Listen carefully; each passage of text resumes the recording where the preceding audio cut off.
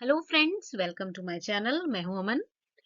तो बीमा सखी योजना को लेकर बहुत सी महिलाओं में जो उत्साह दिख रहा है, उसी के अंतर्गत आज एक और वीडियो आपके लिए लेकर आई हूं।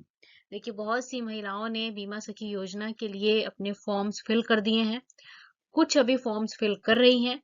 अब फॉर्म फिल करने के बाद, रजिस्ट्रेशन होने के बाद आपका होगा एग्जाम, जो कि है IC38 एग्जाम। एग्जाम का नाम होता है ये, ठीक है।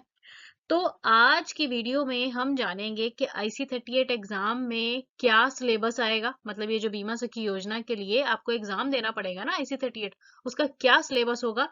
और साथ ही साथ कुछ ऐसे टिप्स भी जानेंगे जिनसे कि ये जो एग्जाम है आप एक ही झटके में पास कर लेंगे। तो चलिए वीडियो शुरू करते हैं। सबसे पहले तो ना, बहुत सी महिलाओं का ये प्रश्न है कि ऑनलाइन फॉर्म तो भर दिया है पर कॉल नहीं आ रही है ना। तो क्या करें। तो देखिए, अगर आपने ऑनलाइन फॉर्म भर दिया है और कॉल नहीं आ रही है ना, तो उसके लिए आपको क्या करना होगा, आपको वेट करना होगा, इंतजार कीजिए। कई बार थोड़ा टाइम लग जाता है, हफ्ते तक ये कॉल आती है ना। तो इसलिए चिंता करने की बिल्कुल भी जरूरत नहीं है।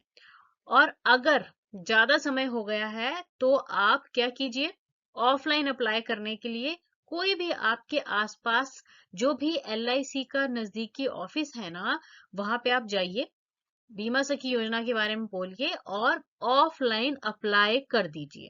तो बिल्कुल भी चिंता करने की जरूरत नहीं है। ऑनलाइन के बाद अगर कॉल नहीं आ रहा है तो थोड़ा समय आप इंतजार कर लीजिए, अदरवाइज आप LIC के ऑफिस में जाइए और ऑफलाइन इसके लिए अप्लाई कर दीजिए। अब देखिए, बार बार मुझसे बहुत सी महिलाएं पूछ रही हैं कि कौन से प्रदेश में ये जो बीमा सखी योजना है ये लागू हुई है या कहाँ नहीं हुई है। तो देखिए, मैं बार बार यही कहती हूँ कि भारत के ना हर प्रांत में ये योजना लागू हो चुकी है। और इसके लिए कंडीशंस ये है कि भारतीय महिला होनी चाहिए, 18 से 70 साल के बीच में कोई भी महिला है, मैरिड है अनमैरिड है, पर वो एक गवर्नमेंट एम्प्लॉय नहीं होनी चाहिए, मतलब सरकारी नौकरी ना करती हो, ठीक है। तो वो अप्लाई कर सकती है। मिनिमम क्वालिफिकेशन जो है ना, इसकी 10वीं है। मतलब अगर आपने 10th कम से कम पास की हुई है तो आप बीमा सखी बन सकती हैं। ऊपर कोई भी हायर एजुकेशन किया हुआ है तो कोई चक्कर नहीं है, मिनिमम क्वालिफिकेशन 10th है। सैलरी प्लस कमीशन दोनों आपको मिलेंगे। तो आप जानते हैं कि पहले साल का आपको जो सैलरी मिलेगी वो हर महीने 7,000 होगी, ठीक है। और साथ ही साथ जो आप काम करेंगे उसका कमीशन भी आपको मिलेगा। और इसके लिए आपको क्या करना होगा, रजिस्ट्रेशन करवाने के बाद आपको एक एग्जाम देना पड़ेगा। छोटा सा एग्जाम होता है जिसका नाम है IC38 या फिर IC38 एग्जाम हम इसे कहते हैं। तो आज की वीडियो में ना हम यही जानेंगे कि ये जो एग्जाम है क्या है, इसका प्रोसेस। तो देखो, सबसे पहले तो आप ये समझ लो कि ये जो एग्जाम है ना, IC38 का, ये ना 1 घंटे का एग्जाम होता है। मतलब ये जो पेपर आपको होगा ये 1 घंटे का पेपर होगा, ठीक है। अब कई पूछ रहे हैं कि कहाँ पे होगा। तो मैंने पहले भी बताया कि ये जो एग्जाम है ना, ये IRDAI का सेंटर है, वहां पर होगा। क्योंकि जब आपका एग्जाम की डेट आएगी ना, तो उसमें पूरी जानकारी और पूरा एड्रेस आपको दिया होगा कि ये कहाँ पर है। तो आपको पता चल जाएगा कि हमें कहाँ जाना है इस एग्जाम को देने के लिए, ठीक है। तो ऑनलाइन होगा ये, यानी कि कंप्यूटर पे वहां पे होगा ये आपका एग्जाम। और वहां पे कर्मचारी रहेंगे जो कि आपको ये जानकारी देंगे कि किस प्रकार इस कंप्यूटर को चलाना है और कैसे आपको इसको ऑपरेट करना है, ठीक है। मतलब पढ़ के तो आपको खुद ही जाना पड़ेगा, वो सिर्फ आपको कंप्यूटर को चलाना, माउस को चलाना सिखा देंगे, ठीक है। तो ये जो एग्जाम है ना, ये 1 घंटे का होगा, ठीक है जी। 1 घंटे यानी कि 60 मिनट। और क्वेश्चंस आएंगे सिर्फ और सिर्फ 50। तो देखो, बढ़िया बात यह है कि एक क्वेश्चन के लिए आपको 1 मिनट से ज्यादा समय मिल रहा है। तो आराम से ये पेपर जो है क्लियर किया जा सकता है प्रॉपर, अगर प्रिपरेशन के साथ जाएं आप।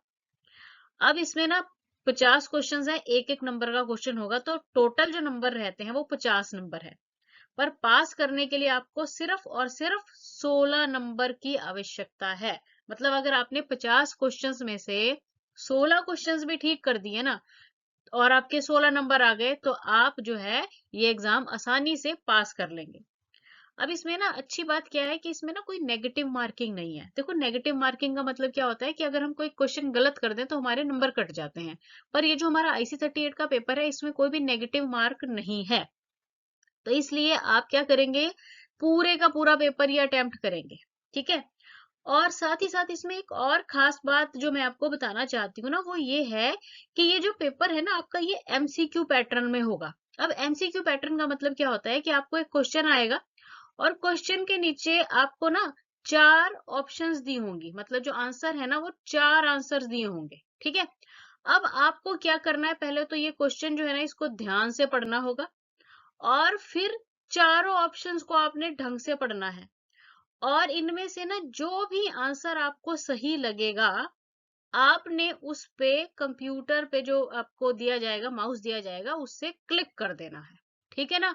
तो इस तरह से एमसीक्यू पैटर्न में ये पेपर रहेगा और आपने बहुत ध्यान पूर्वक पहले क्वेश्चन को पढ़ना है, फिर चारों जो ऑप्शंस दी होंगी, मतलब चार जो आंसर दिए होंगे उनको पढ़ना है, चारों को पढ़ना है। ये नहीं कि पहला पढ़ा कि हाँ ये तो ठीक है, नहीं, चारों के चार आप पढ़ोगे और फिर सोच समझ के उसका आंसर दोगे, क्योंकि एक क्वेश्चन को करने के लिए 1 मिनट से थोड़ा सा ज्यादा समय ही आपको मिल रहा है, जो कि काफी अच्छा समय होता है, ठीक है। तो इसलिए आपने क्या करना है, एमसीक्यू पैटर्न का तो ये एग्जाम रहेगा और पूरा अटेम्प्ट करना है, पूरा का पूरा, यानी कि 50 के 50 क्वेश्चंस आपको सॉल्व करने हैं, अटेम्प्ट करने हैं, क्योंकि इसमें नेगेटिव मार्किंग नहीं है। अगर कोई क्वेश्चन गलत भी हो जाता है तो आपके नंबर कटेंगे नहीं। अब इसमें देखिए क्या करना है, इसके लिए कुछ और आपको ना बातें जो ध्यान में रखनी है। एक तो जो आपका एग्जाम सेंटर होगा ना, वहां पे आपको 1 से आधा घंटा पहले आप टाइमली पहुंच जाएं, है ना। ये नहीं कि अभी तो है टाइम 4 बजे है तो पौने 4 बजे घर से निकलेंगे, ऐसे नहीं। आधा घंटा 1 घंटा पहले आप जो है एग्जाम सेंटर पे पहुंच जाएं और एग्जाम सेंटर पे ना आप अपना कोई आईडी प्रूफ लेके जाएंगे। अब आईडी प्रूफ में क्या, आपका आधार कार्ड हो सकता है या फिर पैन कार्ड हो सकता है या पासपोर्ट है, तो कोई भी मतलब आईडी प्रूफ जो है ना वो अपना आप साथ लेके जाइए।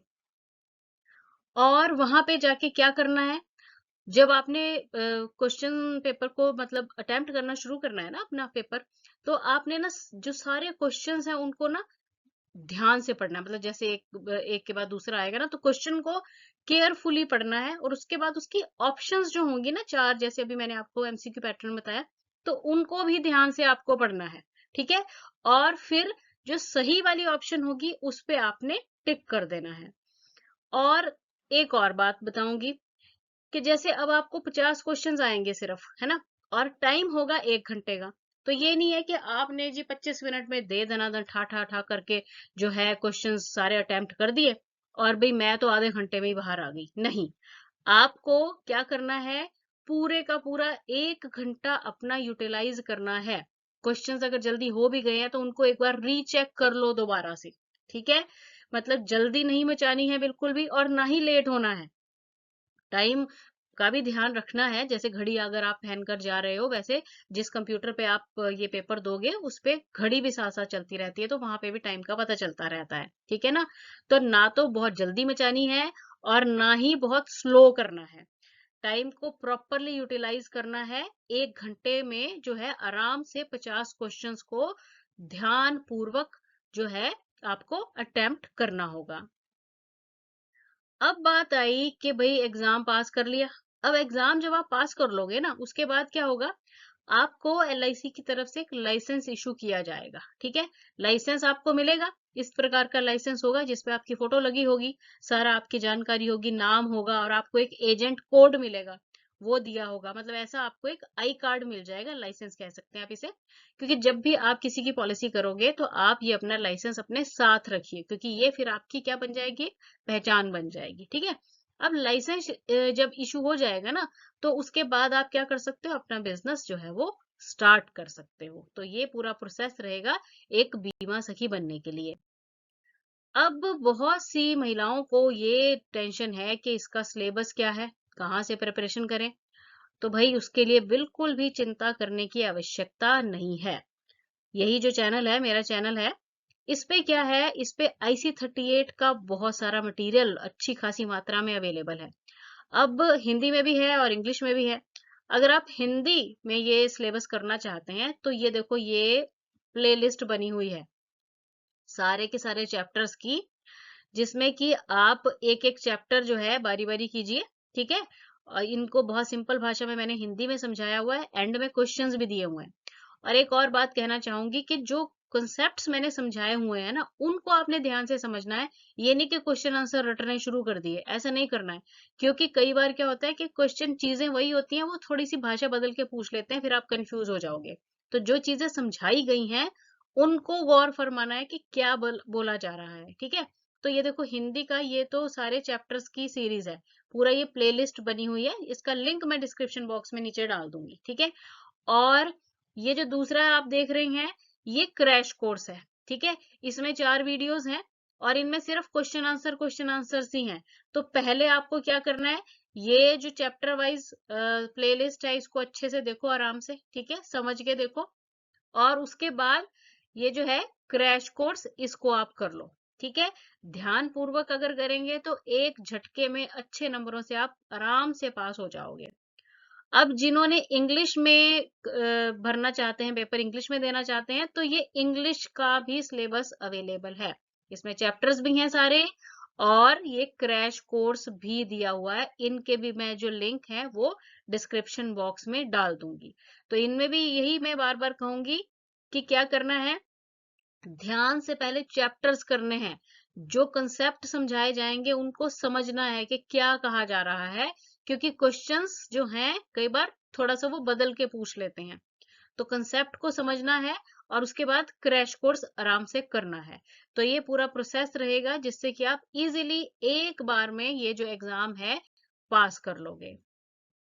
वीडियो अच्छी लगी है तो चैनल को लाइक शेयर और सब्सक्राइब जरूर कीजिए। अगर आपकी कोई क्वेरी है तो कमेंट करके जरूर बताइए। Thanks for watching the video.